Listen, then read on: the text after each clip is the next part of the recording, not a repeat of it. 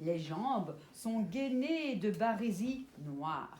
Leur petite robe de soie au vaste décolleté est plus que moulante et noire.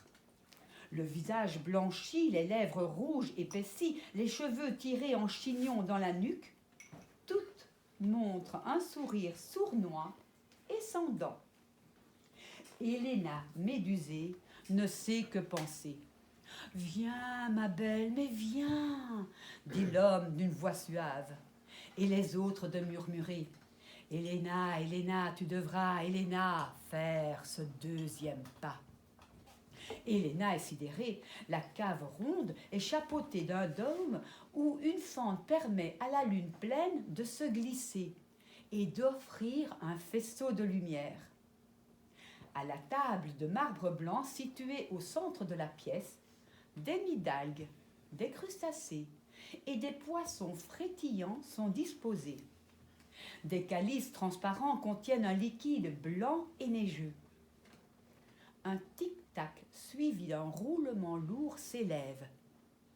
Une pierre crantée comme les rouages d'une horloge commence à tourner avec mollesse, faisant pivoter toute la pièce sur elle-même. Au fur et à mesure que celle-ci esquive son mouvement, les personnes présentes se transforment en manchots empereurs. À l'arrêt du mécanisme, un passage se dessine. Les manchots empereurs sortent en se dandinant au pas de loi, tous à la queue leu-leu. Héléna, sous le charme, s'approche de l'ouverture. Ses yeux éblouis regardent l'espace qui s'étend à perte de vue. Ils marchent dans la neige immaculée. Elle gémit sous leurs pas. De loin, elle les suit intriguée. « Héléna, Héléna, tu devras, Héléna, faire ce troisième pas. » Ils marchent longtemps. La lune les illumine et pas un souffle de vent.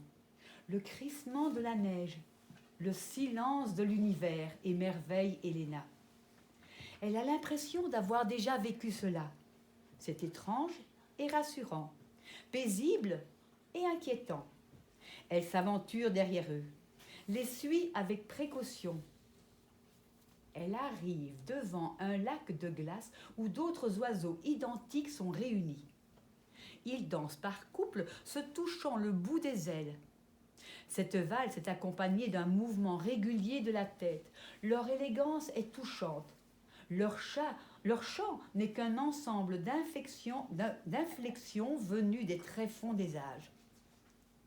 Ils glissent sur l'eau gelée, soutenus par leurs jabotements.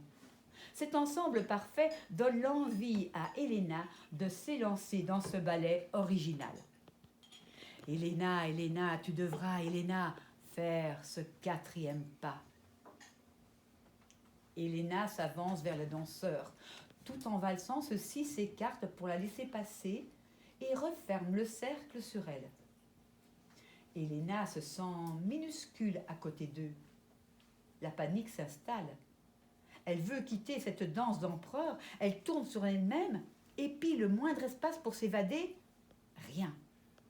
La ronde tourne de plus en plus vite, se resserre.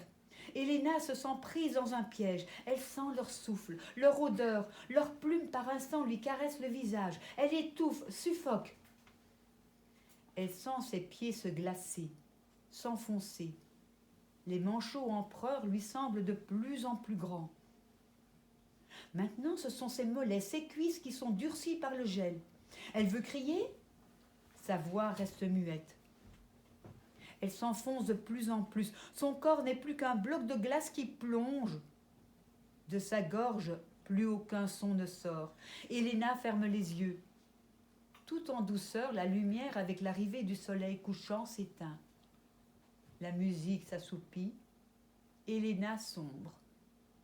Trou noir dans la neige blanche. Héléna, Héléna, tu devras, Héléna, faire de nouveaux pas.